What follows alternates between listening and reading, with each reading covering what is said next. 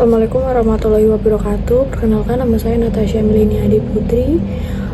Saya merupakan salah satu mahasiswa Teknik Telekomunikasi dari PENS dengan NRP 222-365-1067. Pada video kali ini saya akan memaparkan hasil pengamatan sinyal seluler 4G LTE di tempat tinggal saya, di mana saya berdomisili di sebuah kosan di daerah Jimbaran di Bali. Dan untuk penelitian ini sendiri saya lakukan untuk memenuhi tugas komunikasi seluler. Dan untuk kali ini saya akan menjelaskan yang pertama merupakan latar belakang dari pengamatan ini sendiri. Untuk pengamatan ini sendiri, latar belakangnya adalah untuk mengetahui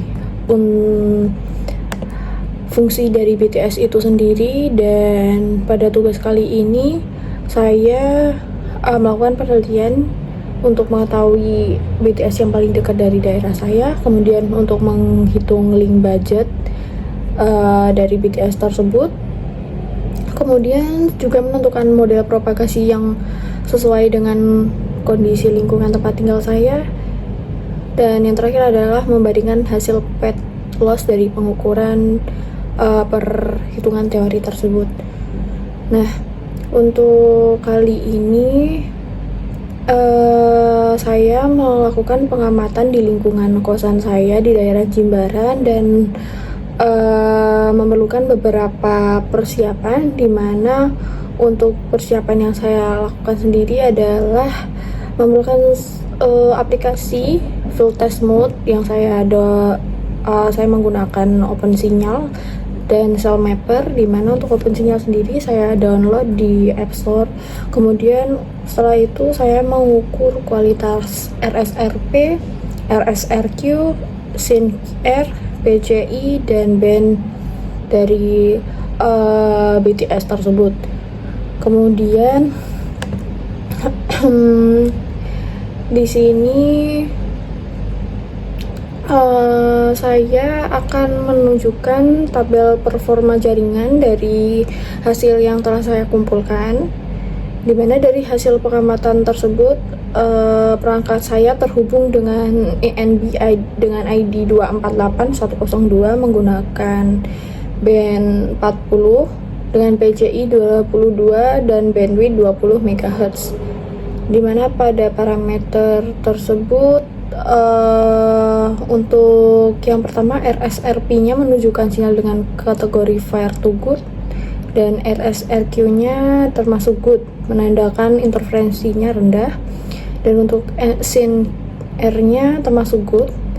Dan yang terakhir adalah kecepatan unduh. Saya mengumpulkan data ini dari aplikasi OpenSignal itu, dan untuk kecepatan unduhnya itu sendiri masih menunjukkan performa data yang stabil. Kemudian selanjutnya saya akan menunjukkan tabel perhitungan dari link budget, downlink, dan uplink itu sendiri. Ini merupakan tabel dari perhitungan yang telah saya lakukan. Ini menunjukkan nilai MAPL, pet loss, dan marginnya. Nah, setelah itu berdasarkan perhitungan link budget dan daya pancar BTS atau EIRP sebesar 60 dBm dengan pet loss aktual sebesar 156, hasil perhitungan MAPL downlink adalah 131,2 desibel, sehingga margin downlink bernilai minus 24,8 desibel. Di mana nilai negatif ini menunjukkan bahwa secara teoritis sinyal sudah melewati batas maksimal perhitungan. Namun secara praktis perangkat masih dapat menerima sinyal dengan baik karena adanya mekanisme adaptif modulatif pada sistem LTE. Sedangkan untuk uplink sendiri MAPL sebesar 717,6 desibel menunjukkan bahwa daya pancar dari perangkat lebih rendah dibandingkan BTS, sehingga uplink lebih sensitif terhadap redaman indoor. Nah, setelah data saya dapatkan, kita akan menghitung model propagasi dari COS 231H sendiri.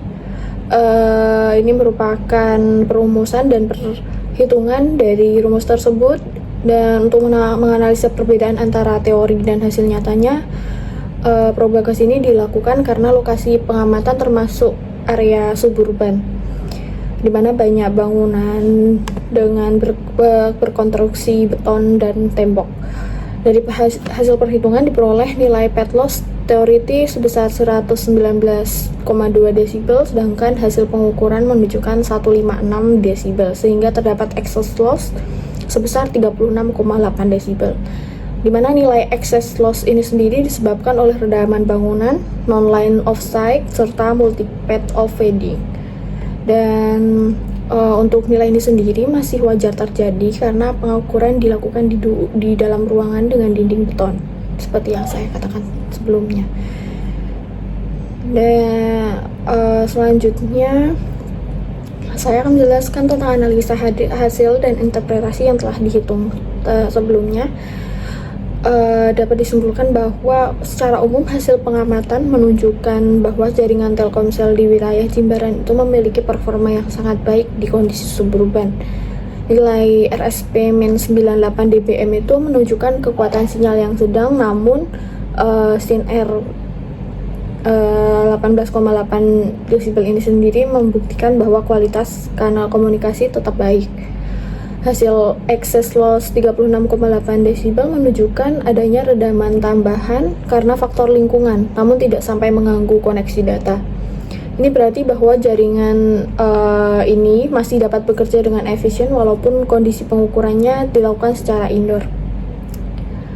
Nah, dengan itu semua, berdasarkan hasil pengamatan dan perhitungan, dapat disimpulkan bahwa yang pertama, sinyal 4G Telkomsel di kosan saya di Jimbaran tergolong baik dengan RSRP sebesar minus 98 desibel dan SIN-R sebesar 18,8 desibel. Hasil perhitungan ini menunjukkan bahwa margin downlink negatif, namun jaringan tetap stabil karena kualitas kanal yang baik. Dan perbedaan antara pet loss teori dan aktual sebesar 36,8 desibel, di mana ini menunjukkan bahwa adanya redaman indoor dan faktor lingkungan masih baik, sehingga secara keseluruhan kualitas jaringan 4G Telkomsel di area tempat tinggal saya itu dikategorikan masih layak digunakan dan baik untuk aktivitas harian seperti kuliah online, streaming, dan aktivitas yang saya lakukan. Sekian presentasi yang bisa saya lakukan. Semoga video ini dapat memberikan gambaran nyata mengenai kondisi lingkungan yang setelah saya teliti. Apabila ada kekurangan, mohon maaf. Apabila ada tambahan, bisa dicantumkan di kolom komen. Dan wassalamualaikum warahmatullahi wabarakatuh.